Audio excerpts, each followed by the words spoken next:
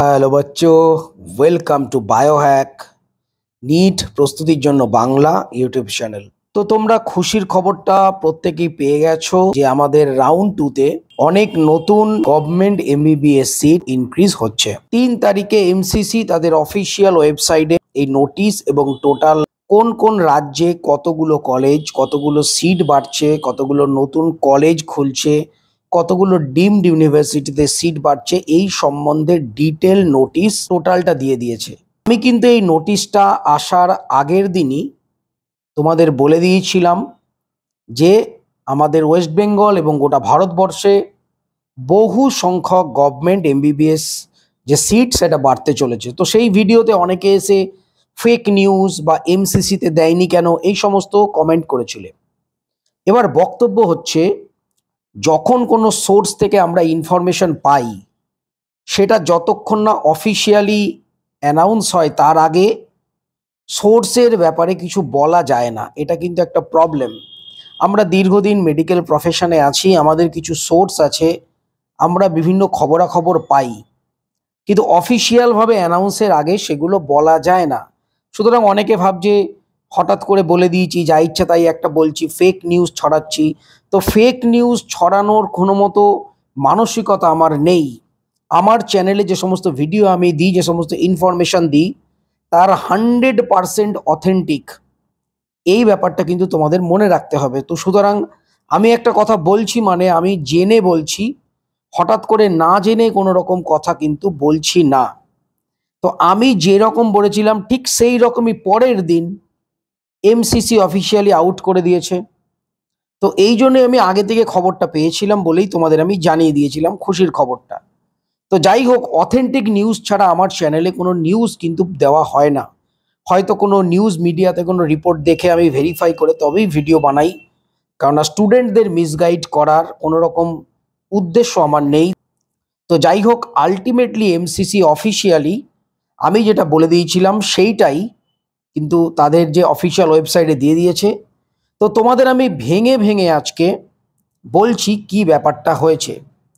তো টোটাল আমাদের নতুন কলেজ খোলা, পুরনো কলেজে সিট বাড়া এবং ডিমড ইউনিভার্সিটি টোটাল মিলিয়ে মিশিয়ে আমাদের 2720টা এমবিবিএস সিট রাউন্ড 2 এর জন্য অ্যাভেলেবেল হয়েছে। রাউন্ড 3, রাউন্ড 4-এ বা স্ট্রে ভ্যাকেন্সিতে আরও সিট বাড়তে পারে। আমাদের অল ওভার ইন্ডিয়ায় টোটাল 18টা নতুন মেডিকেল কলেজ খুলেছে এবং এই 18টা নতুন মেডিকেল কলেজে টোটাল রয়েছে 1200 গভর্নমেন্ট সিট।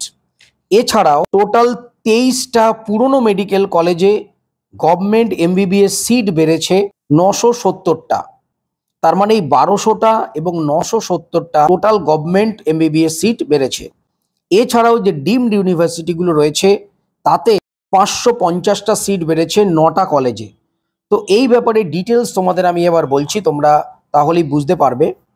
প্রথম আমি বলবো যে নতুন যে কলেজ খুলেছে, মানে একদম ফ্রেশ কলেজ, কোন রাজ্যে কটা এবং কতগুলো সিট রয়েছে। পাশে দেখতে পাচ্ছ আসামে একটা নতুন কলেজ খুলেছে, সিট হচ্ছে 50। দিল্লিতে একটা নতুন কলেজ খুলেছে, সিট হচ্ছে 50। গুজরাটে একটা নতুন কলেজ খুলেছে, সিট হচ্ছে 50। হরিয়ানাতে দুটো নতুন মেডিকেল কলেজ, সিট হচ্ছে 200। কেরালাতে দুটো মেডিকেল কলেজ খুলেছে, 50-50 100। মধ্যপ্রদেশে দুটো কলেজ খুলেছে, সিট হচ্ছে 200। মহারাষ্ট্রে একটা কলেজ, 50টা সিট। মেঘালয়ে একটা কলেজ, 50টা সিট। উড়িষ্যাতে দুটো কলেজ, 200টা সিট। পাঞ্জাবে একটা কলেজ, 50টা সিট। রাজস্থানে দুটো কলেজ, 100টা সিট। তেলেঙ্গানাতে একটা কলেজ, 50টা সিট এবং উত্তরপ্রদেশে একটা কলেজে 50টা সিট। তাহলে টোটাল তোমরা দেখতে পাচ্ছ 18টা নতুন মেডিকেল কলেজ খুলেছে এবং সিট হচ্ছে 1200 গভর্নমেন্ট এমবিবিএস সিট। এই 1200 সিটের মধ্যে 15% অল ইন্ডিয়াতে যাবে এবং বাকি যে 85% বিভিন্ন যে স্টেটগুলো আছে, তো সেই স্টেট কোটায় থাকবে। এরপরও যদি আমরা দেখে নিই যে পুরনো যে মেডিকেল কলেজগুলোতে গভর্নমেন্ট এমবিবিএস সিট বেড়েছে কতগুলো। অন্ধ্রপ্রদেশে একটা মেডিকেল কলেজে সিট বেড়েছে 30টা। আসামে 3টে মেডিকেল কলেজে সিট বেড়েছে 125টা। জম্মু অ্যান্ড কাশ্মীরে 5টা মেডিকেল কলেজে সিট বেড়েছে 190টা। কর্ণাটকে 8টা মেডিকেল কলেজে সিট বেড়েছে মোট 400টা। মধ্যপ্রদেশে দুটো কলেজে সিট বেড়েছে 75টা। পাঞ্জাবে একটা কলেজের সিট বেড়েছে 50, তেলেঙ্গানায় একটা কলেজের সিট বেড়েছে 25, এবং আমাদের ওয়েস্ট বেঙ্গল তোমরা জানো দুটো মেডিকেল কলেজের সিট বেড়েছে 75টা। তাহলে এখানে তোমরা দেখতে পাচ্ছ 23টা মোট পুরনো মেডিকেল কলেজ, তাতে সিট বেড়েছে হচ্ছে 970টা গভর্নমেন্ট এমবিবিএস সিট। তো এই 970টা যে সিট, তার মধ্যে 15% অল ইন্ডিয়া কাউন্সিলিংয়ে যাবে এবং 85% আমাদের স্টেট কোটায় আসবে। এরপর আমরা যদি ডিমড ইউনিভার্সিটি দেখি, ডিমড ইউনিভার্সিটি কিন্তু টোটাল 100% সিট অল ইন্ডিয়া কাউন্সিলিংয়ে যাবে। আমরা দেখতে পাচ্ছি কর্ণাটকে একটা কলেজে 50টা, মহারাষ্ট্রে 4টে কলেজে 300টা, উড়িষ্যার একটা কলেজে 50টা এবং তামিলনাড়ুর 3টে কলেজে 150টা। তাহলে মোট 550 সিট বেড়েছে 9টা কলেজে। তো অল ওভার টোটাল যদি আমরা দেখি মোট 2720টা সিট এই রাউন্ড 2 এর জন্য বেড়েছে। এরপর রাউন্ড 3 রয়েছে, স্টে ভ্যাকেন্সি রয়েছে, সেখানেও কিছু সিট বাড়তে পারে।